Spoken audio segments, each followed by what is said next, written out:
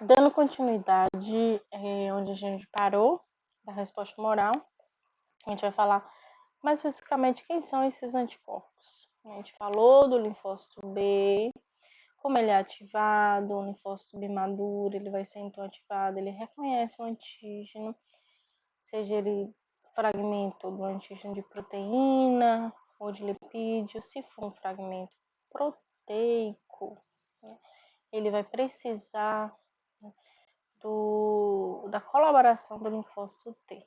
Como é que esse linfócito T colabora?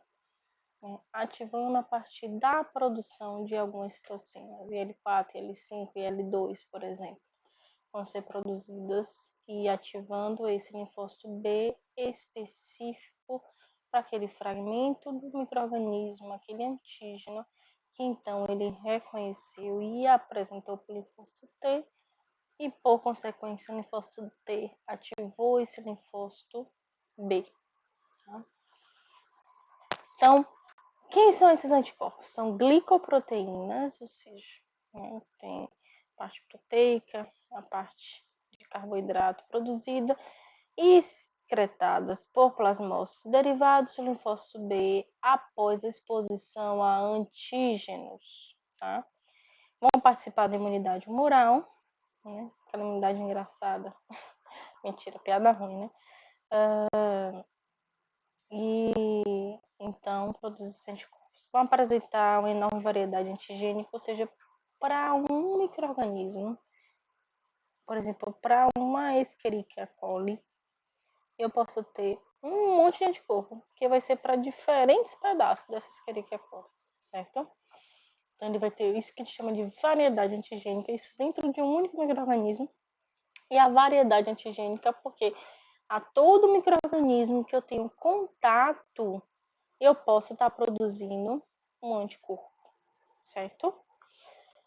Presente na circulação, tecidos e mucosas, podem ser expostos, né, como receptores também, né, ou expressos, desculpa, como receptores na superfície do linfócito B.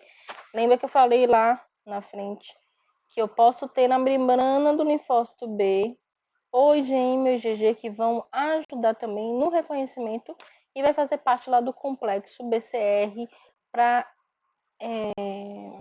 reconhecer o micro-organismo que entrou lá no linfonodo, por exemplo, ou no baço.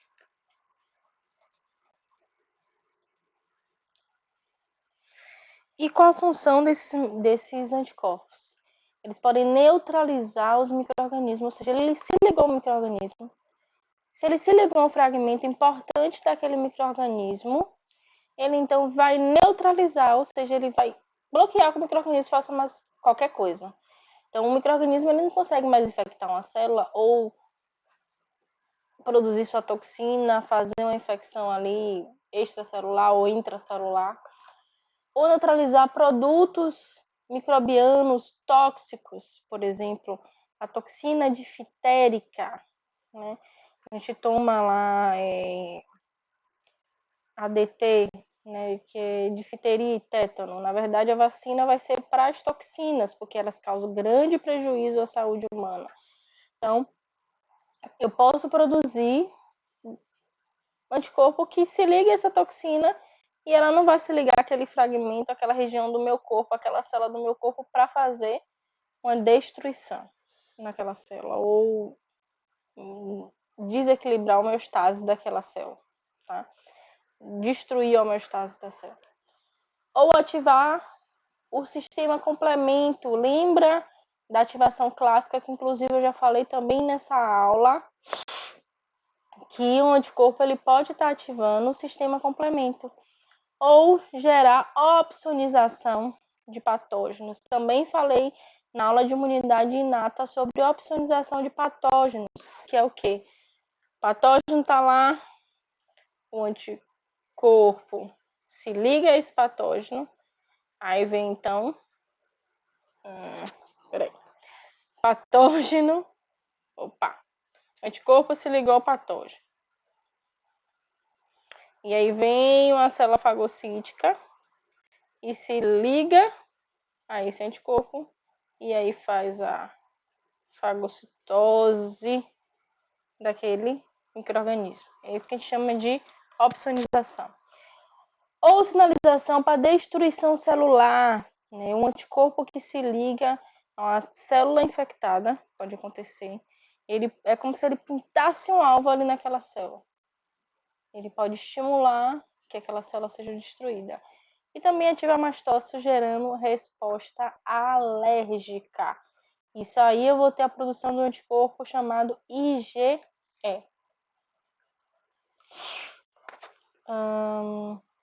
E aqui, nessa imagem, ela vai demonstrar essas funções. Por exemplo, a função de neutralização do micro-organismo, tá? Vocês podem observar aqui. Eu tenho o micro-organismo tentando infectar a célula. Ele entra, infecta a célula, né? Isso sem anticorpo. Com o anticorpo, o que é que pode acontecer? Tem anticorpo aqui na parada, ele se liga, não infectou a célula. O anticorpo aqui se liga ao micro-organismo, não infectou a célula. Então, nessas duas situações aqui que eu não tenho anticorpo, a célula então foi infectada pelo micro-organismo. Nessa situação aqui, que eu não tenho anticorpo, infectou aqui essa célula, tá? Mesma coisa, uma célula que já estava infectada, tá? Vocês estão vendo aqui, célula infectada. O micro-organismo ele pode sair dessa célula e infectar uma outra célula. O que acontece? O anticorpo aqui, ele não deixa. Mas se o anticorpo não existir, a célula adjacente ela acaba sendo, então, infectada. Mesmo momento aqui, o bloqueio de toxinas. Por exemplo, numa situação sem anticorpo, eu tenho a presença aqui de citocinas, de uma toxina, e aí fez a destruição daquela célula. Por exemplo, uma necrose daquela célula. Numa situação onde eu tenho anticorpos, bloqueei a toxina, não gera necrose da célula. Ou opsonização em fagocitose, que eu fiz com as minhas mãos, tá? Micro-organismo aqui, o anticorpo se liga a ele, vem então aqui o fagócito, a célula que vai fazer fagocitose, se liga ao micro-organismo, se liga ao anticorpo, porque ele vai ter receptor que se liga aqui a esse anticorpo. Então, facilito a fagocitose. E olha aquele aqui, o micro-organismo. Fagocitou, destruiu, killing, morte do micro-organismo.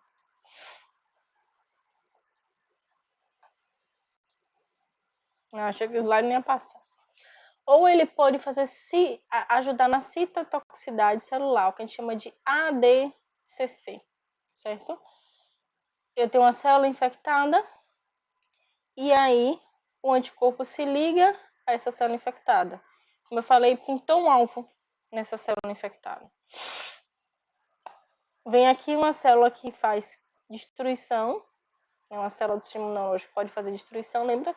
Natural killer, as células NK, elas vão então, reconhecem esse anticorpo ligado e aí gera, né, o killing dessa célula. Lembra como é que uma célula NK pode destruir a outra? Jogando seus grânulos de granzima aí, perforina, e aí estimula que a célula morra por apoptose. Não vai morrer por necrose nesse caso, vai morrer por apoptose. Ou ativação da via clássica do sistema complemento. O anticorpo se ligou, aí vem a proteína C1Q do sistema complemento, se liga a esse anticorpo aí, essa estrutura, e aí, processo final, formação de um poro na membrana lá do micro-organismo. E aí, como é a estrutura desses anticorpos? Tá? A gente vai ter uma região que a gente chama de cadeia pesada e a região que a gente chama de cadeia leve. Mais importante ainda, a gente tem duas porções, né? A porção FC e a porção FAB. Aqui é porção FAB, aqui é porção FAB. Isso aqui é porção FC. Porção FAB, porção FAB, porção FC, certo? Esse anticorpo ele vai ter nessa formação de cadeias leves, cadeias pesadas, né? Uma região variável, tá variável, mas é variável, e uma região constante, tá? Uma região que chama de região da dobradiça, onde ele consegue se adaptar ao antígeno. E aí onde ele vai nessa região da dobradiça que faz a conexão entre a porção FAB e FC. Tá vendo aqui? Dobradiça. Se eu clivar, se eu cortar aqui, eu divido o anticorpo em duas partes. A porção FAB e a porção FC. É rinite, tá? A gente já falou da região da dobradiça, que a região da dobradiça faz com que também ele se adapte, né? Regiões distintas, né? Eu tenho os antígenos aqui na superfície do micro-organismo, antígeno específico, né? Ligação específica para esse anticorpo. E aí eu tenho essa região da dobradiça que faz com que ele se adapte. É mais próximo, fica mais próximo. É mais distante, ele se adapta. E aí eu clivando, por exemplo, quebrei aqui, eu fragmento nas duas regiões. Porção FAB, porção FC. Isso é importantíssimo, sabe, para aquilo que eu falei com vocês? Troca de classe, switch de classe. Segura aí que vocês ainda vão entender o porquê disso aí, tá? Essa porção variável é a porção FAB, tá? Essa é a porção variável. Por que a porção variável? Porque nessa região eu vou ter que fazer várias combinações, né? E aí eu vou contar com recombinações gênicas desse linfócito B, desse plasmócito. Por quê? Porque eu preciso que cada fragmento, se eu vou ter anticorpo para cada fragmento do antígeno, e se eu vou ter anticorpo para cada micro-organismo diferente, ou seja, para aquela Escherichia coli, eu não disse que eu posso ter mais de um anticorpo. Então, essa porção FAB, que é a porção de ligação ao antígeno, olha aqui, quem está ligado ao antígeno, essa porção de ligação ao antígeno, ela tem que ser variável para cada fragmento. Por exemplo, esse fragmento ou no fragmento aqui, essa porção tinha que ser diferente porque o encaixe tem que ser perfeito. Eu tenho que ter um encaixe ideal ali, tá? Então, essa porção ela vai ser extremamente variável dentro do próprio micro-organismo e dentro dos grupos de micro-organismos diferentes, tá? Então, extremamente variável, as regiões determinantes têm diversos aminoácidos diferentes, estruturas diferentes, tridimensionais, que vão se encaixar de forma diferente, certo? Esses determinantes de complexidade de ligação vai variar do antígeno, como é que vai estar ali para se ligar. E eu vou ter a região constante. Agora, constante em qual sentido? Tá? Tem uma porção aqui, ó, variável do antígeno e a porção constante, tá? Em que sentido ela é constante? Ou seja, ela vai ser semelhante na determinada constância. Semelhante em determinada constância, tá? Porque é a região onde eu digo que eu chamo de subclasse do micro-organismo, tá? Que eles vão mediar as funções biológicas de cada micro-organismo. Segurem um pouquinho que eu vou pegar um negócio para ajudar a exemplificar. 2 segundos. Vou contando aí.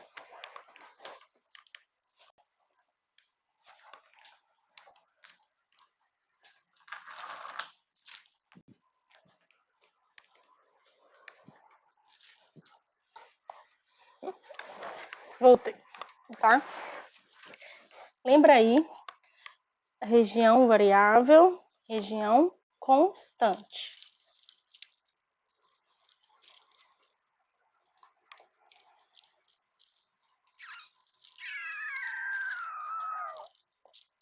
Eu tenho aqui chaves, tá?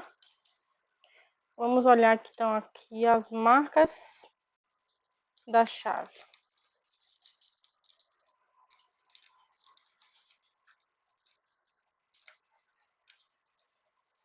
Eu tenho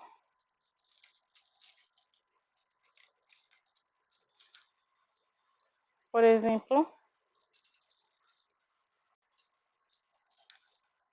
chaves papais. Papais, certo? Papais.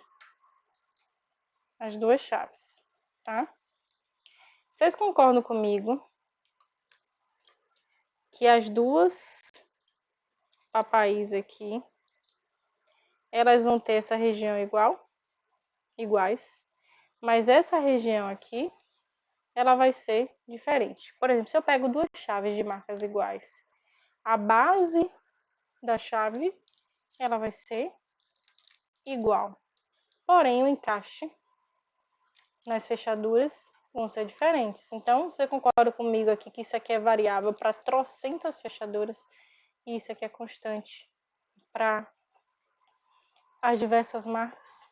Mas se eu pegar uma Papais, né, junto com a Stan, outra marca, que é redonda e aqui é quadrada a base. Então, elas já são variáveis desde daqui e daqui. Que analogia que eu estou querendo trazer para vocês? A base e a subclasse dos anticorpos. Aqui é um anticorpo do tipo IgM. A base dele é diferente do IgG, que é diferente do IgA, que é diferente do anticorpo IgE, tá? O que é que vai acontecer? Se eu preciso de um anticorpo de fase aguda, ele vai secretar um anticorpo do tipo IgM, que é diferente do IgG. Então, a base, ela é diferente, a subclasse é diferente, tá? Mas toda a IgM, todos os IgMs que eu produzir, independente do micro-organismo, ela vai ter a base igual. O que vai ser diferente? O topo, a região de ligação com o micro-organismo, tá? A região que a gente chama de região Fab. A região FC, ela vai ser igual para todo mundo que é IgM. Mas quando eu comparo um IgM com a IgA, essas regiões são diferentes. Então, ela é constante no sentido de que todo mundo é IgM vai ser igual. Mas a IgM não é igual a IgA, porque elas têm funções distintas. Isso quando eu falo da região de subclasse, a região FC. A região Fab, ela vai ser variável de acordo com o micro-organismo. E a região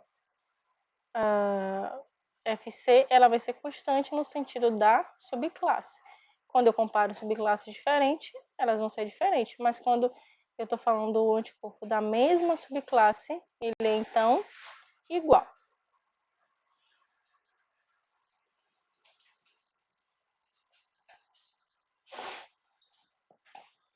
Lembrando quem são esses antígenos, que eles se ligam a esses anticorpos? Qualquer substância que possa ser reconhecida por um anticorpo ou por uma célula T. Tudo que possa ser reconhecido pelo meu sistema imunológico. Então, eu posso gerar antígeno tanto de micro-organismo, eu posso gerar anticorpos tanto de micro-organismo como de antígenos diferentes, não próprios, né? Por exemplo, o indivíduo ele pode gerar Anticorpos da classe IgE contra o chocolate, Deus me livre, e gerar uma alergia. Tá? Então, esses antígenos são moléculas que podem ser reconhecidas pelos anticorpos, metabólitos intermediários de carboidrato, lipídios, hormônios, carboidratos complexos, fosfolipídios, ácidos nucleicos, proteínas, tudo pode ser reconhecido e gerar uma resposta imunológica, todos esses. A ligação do anticorpo vai ocorrer com um sítio específico do antígeno, aquela região específica, como eu falei, eu tenho uma bactéria enorme, mas eu vou ter uma região específica que aquele meu anticorpo foi produzido para aquela bactéria ali. Essa região específica que a gente chama de epítopo ou determinante antigênico. Uma macromolécula vai apresentar muitos epítopos iguais, a gente chama de polivalente. Tá? Esse determinante ele pode ser linear, quando eu tenho duas regiões, dois antígenos que são iguais, próximos, ou conformacionais. Né? Eles são iguais, mas são diferentes, aí eu preciso de uma conformação, né, diferente. Por exemplo, o determinante linear, vão estar todo mundo juntinho, e conformacional, né, eles vão estar em regiões distintas, mas por causa do formato do micro-organismo, eles ficam próximos. Então, vai haver a ligação entre os antígenos e anticorpos, reconhecimento desse antígeno pelo anticorpo, ligação, eu preciso de ligações covalentes, não covalentes, né, que tem uma interação forte, então eu tenho ligações de Van der Waals, pontos de hidrogênio, essas interações. Preciso de bastante afinidade dessa ligação, dessa interação, esse encaixe perfeito. Por isso aquela ideia da chave, da fechadura.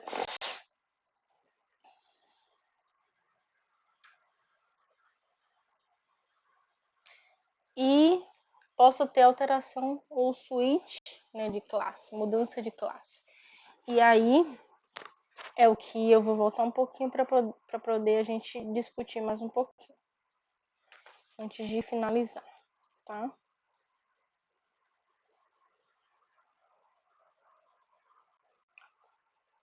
Voltando aqui, tá? Cadeia pesada, cadeia leve, região, né, FAB, região FC. E aí eu produzi um monte de IgM para aquela E. coli que entrou no meu intestino, tá? Produzi um monte de IgM, foi fase aguda, foi na hora que entrou, mas o problema ali com aquela bactéria durou um longo tempo. O que é que vai acontecer? Essa região, lembra a região que se liga ao antígeno, região que se liga ao micro-organismo, região que se liga ao micro-organismo. Então, eu já tenho essa região codificada, eu já tenho essa região perfeita, esse encaixe perfeito com o micro-organismo. O que é que eu vou fazer? Clivar o anticorpo, cortar, preserva essa região FAB e eu mudo a classe. Eu mudo a região FC, que é a região constante. E aí aquele anticorpo específico, que era IgM, que era produzido para aquele micro-organismo, ele então transformado em um IgG. Então eu só clivei aqui, codifiquei, mudei a classe, e aí aquele anticorpo se transformou de IgM para IgG. Ou eu posso me transformar em IgM para IgE, IgA, depende da necessidade.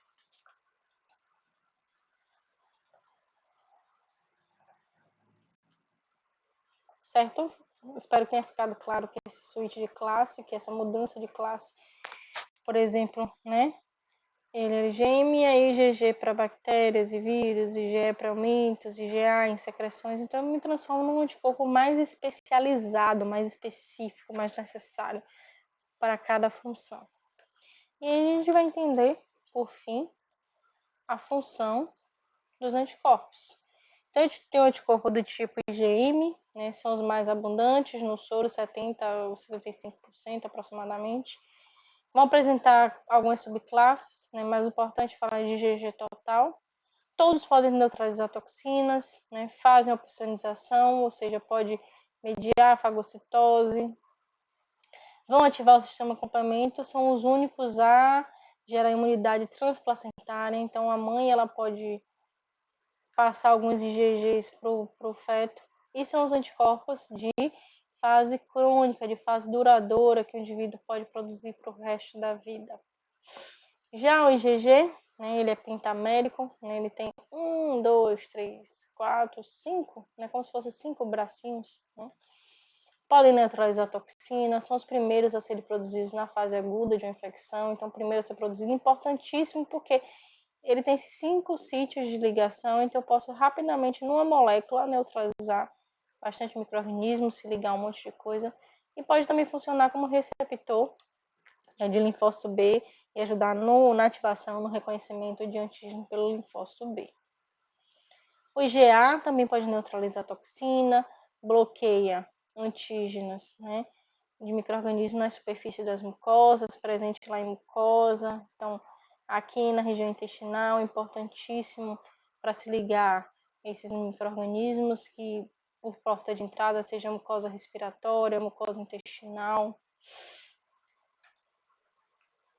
O IgD, desculpa, ele não tem uma função biológica muito descrita, não conhecemos, mas ele tem a função de ser um receptor da superfície dos linfócitos B. Ele vai estar lá como receptor de célula B, ajudando também no reconhecimento de antígeno por esse linfócito B. E o IgE, né, vai promover a degranulação de mastócito, gerar também inflamação, alergia, pode gerar DCC, né, que é quando o anticorpo se liga a uma célula-alvo, pode estimular a lise daquela célula-alvo. E aí, lembrando que o mastócito é uma célula envolvida, assim como o basófilo, em respostas alérgicas. E aí, por exemplo, aqui o mastócito, ele se liga a esse IgE e vai, então, ajudar no reconhecimento de antígenos alergênicos e aí degranular e gerar todos os sintomas da alergia. Esse que é o processo de degranulação.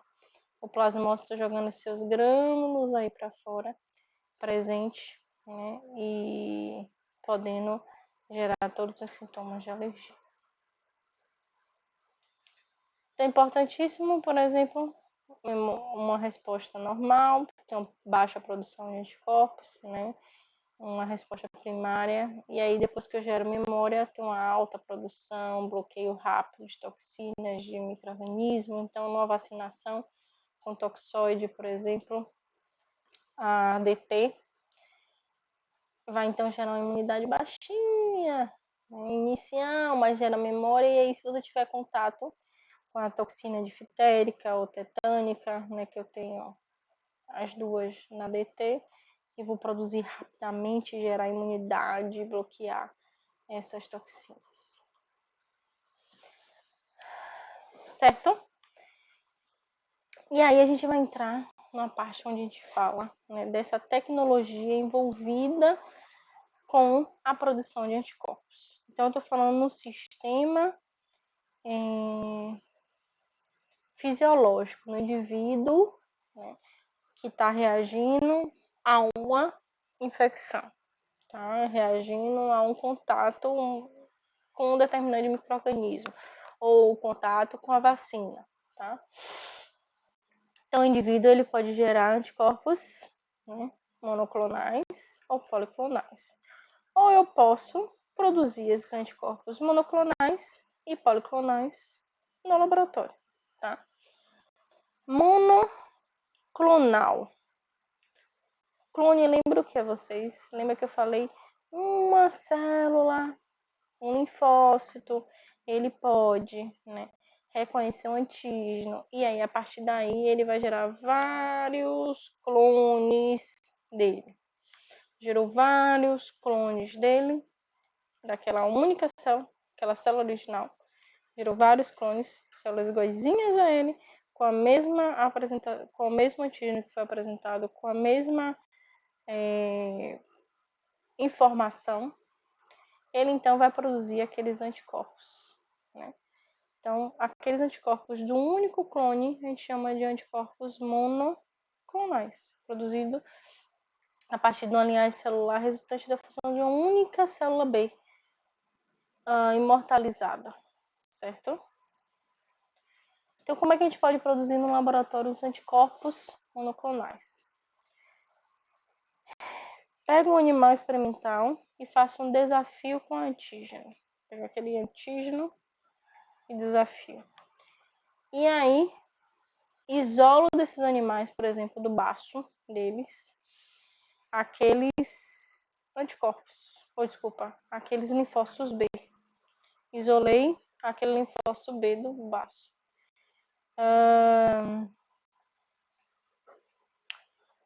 E aí, pego aquela célula e vou fazer a fusão com a linhagem de célula mutante de mieloma,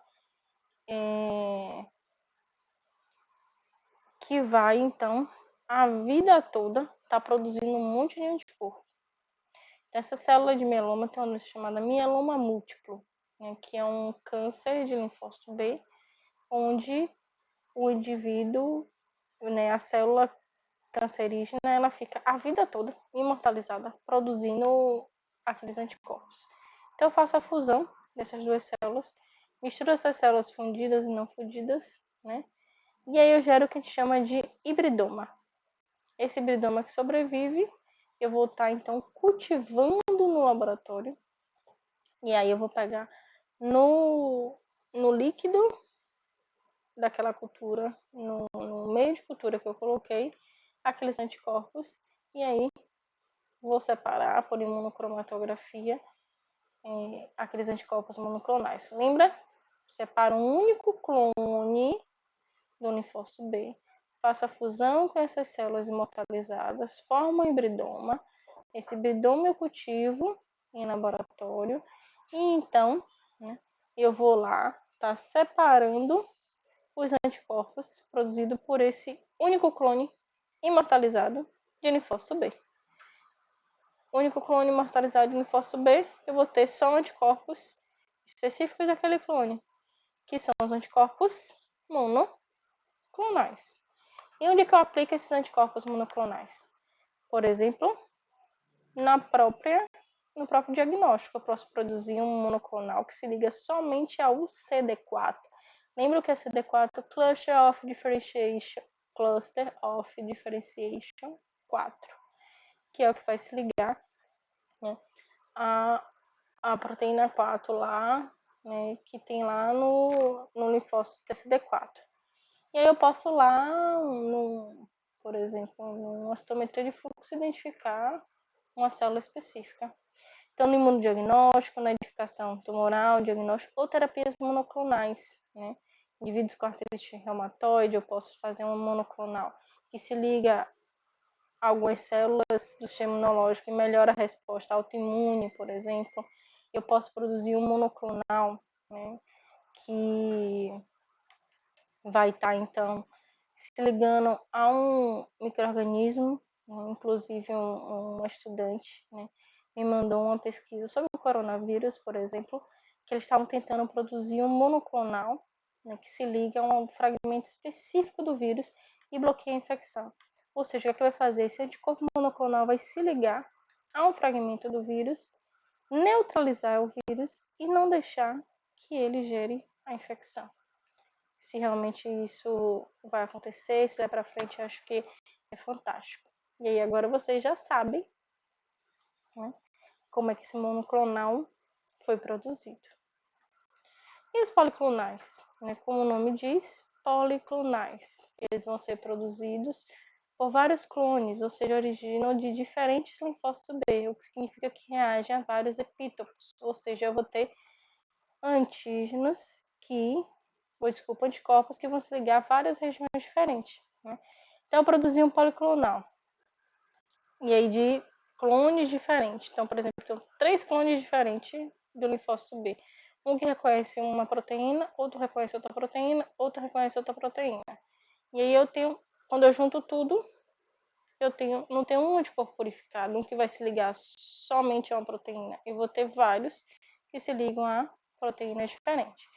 Esse aqui, se eu só tivesse ele na minha amostra, ele seria um monoclonal. Esse é um monoclonal, esse é um monoclonal. Mas se eu tenho tudo junto no bolo, eu chamo grupo de anticorpos policlonais. Enfim, é isso. A aula ficou bem longuinha, né? A gente tem mais de 1 hora de aula em 2 blocos, né? Um bloco de 40, outro bloco de 30 minutos. E aí, qualquer dúvida, por favor, entre em contato e façam as atividades pré e pós aula que eu vou cobrar para a próxima semana no dia, até onde a gente viu, que vai ser no dia 26, tá? Pode ser presencial ou não, depende da nossa liberação. Se a gente for liberado, né, a se encontrar ou não, mas a gente vai se falando. Tchau.